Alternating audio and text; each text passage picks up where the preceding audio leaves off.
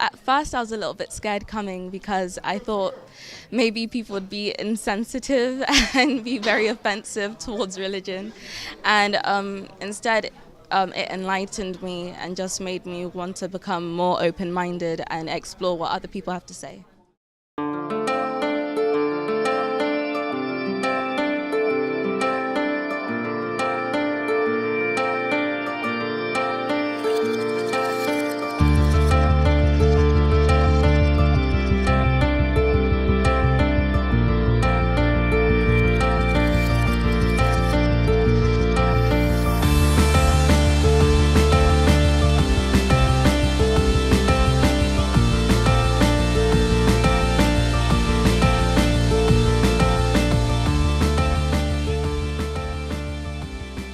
I think it does more harm than good, yes, because as I explained in my opening statement in particular, I don't think that religion in particular does any good that people couldn't derive from secular sources, and the harm that it does is encouraging people to subordinate their own rationality to something based on faith rather than evidence.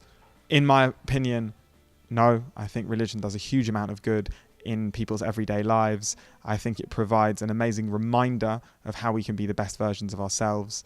And as I said in my speech in the debate, it's a bit like fire. Fire can light a house, it can be on candles, it can warm you up and let you read, or sometimes if it's taken out of control, it can burn things. And so we've got to be careful with religion, but overall it's a huge force for good. In my opinion, I believe that religion does more good than harm. Mainly because of today's statistics and how religion actually supports science in many different ways.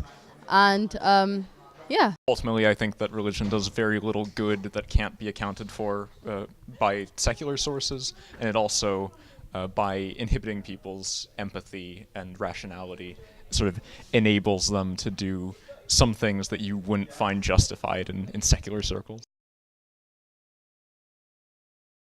I don't believe that religion does more harm than good, because personally for me it's just encouraged me to be the best me and to be positive and to be kind to others and not be superficial, which is quite common like around my age now in this generation. So yeah.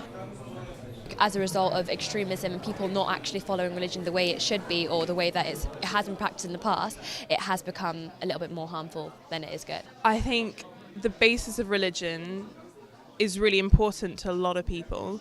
I'm an atheist myself, but I think that it really does help a lot of people through a lot of things, and it guides a lot of people, and all the basis I think is really important.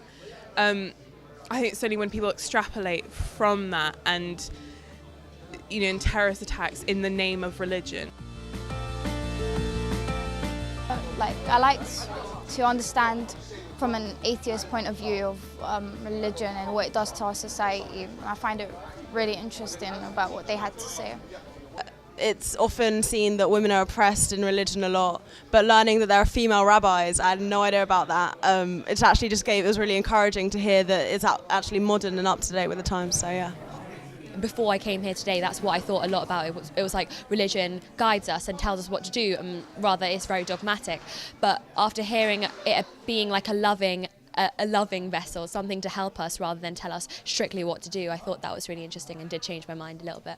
You can actually have the characteristics of a religious person without having the religion title itself. So that's one thing that I've definitely learned today. Because I have a quite religious background, I don't think I heard anything learned anything fundamentally new, but it was very interesting to hear Daniel's perspectives from liberal Judaism and just how he adapts his faith to sort of modern society.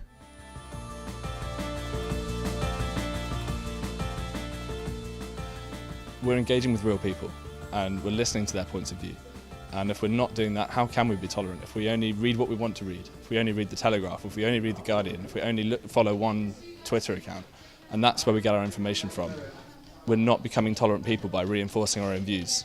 Having ideas out in the open, listening to alternative points of view, having our ideas challenged and challenging ourselves, what a great way to foster tolerance.